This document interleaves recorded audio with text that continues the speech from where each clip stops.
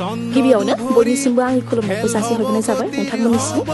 बड'लेण्डआवहाय जाफेरै मोनसे football tournament Bodoland CEM काप 2025 जेराव गासै 420 BCDC 67,680 प्लेयार्स आरो 3,760 team BCDC level constituency level district level आरो फैगौ 15 जुलाइ खालि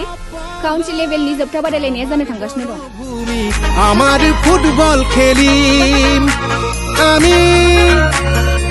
फोरमायनानै जोबोद गोजोननाय मोनदों जाय प्लेयार्सफ्रा नैबे काउन्सिल लेभेलनि फाइनाल बादायलायनायावहाय मोजांसिन गेलेगोन बे बिथांमोनखौ नैबे फैगौ दुरान कापआवहाय गेलेनायनि सुबिदा होनाय जागोन बेखायनो गासैबो नोंथांमोनखौ खावलायहरनाय जायो फैगौ 15 जुलाइ खालि नोंथांमोना जाहाथे लैहोर लैहोर क'क्राझार SAI स्टेडियामाव फैयो आरो बे हाबाफारियाव बाहागो लागोन आसामनि मानगोनां CM डक्टर हिमन्त बिश्व शर्मा आरो BTRनि मानगोनां CEM प्रमद बर' सार आरो बेजों लोगोसे बड'लेण्डनि गुबुन गुबुन हारि माहारिनि दैदेनगिरिफोर आरो बुद्धिजिबिफोर आसा खालामो नोंथांमोना बयबो लैहोर लैहोर फैगोन आरो नैबे जानो नागिरनाय फुटबल टुर्नामेन्टखौ बयबो मेहेर गोनां खालामफैगोन होननानै आङो बयनिसिमबो मिजिंथिबाय गोजोन्थों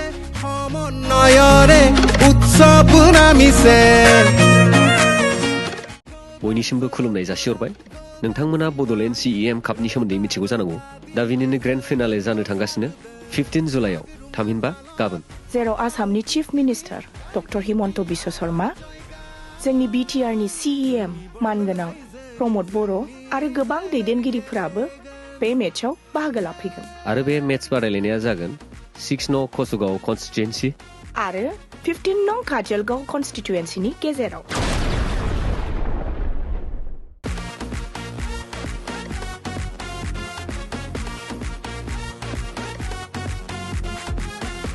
बिनिखायनो नोंथांमोनखौ बयखौबो गुरैयै लैहोर लैहोर फैनो थाखाय खावलायहरनाय जाबाय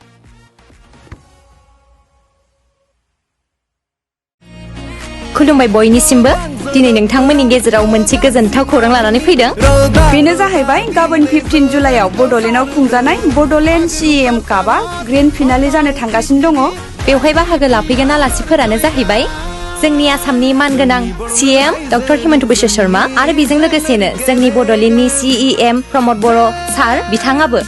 बेवहाय बाहागो लाफैगोन आरो बिसोरजों लोगोसेनो गोबां हारि माहारि दैदेनगिरि मानगोनां बिथांमोनहाबो बेवहाय बाहागो लाफैगोन जोंनि बड'लेण्ड रायजोनि जोंनि जोलुर गेलेगोन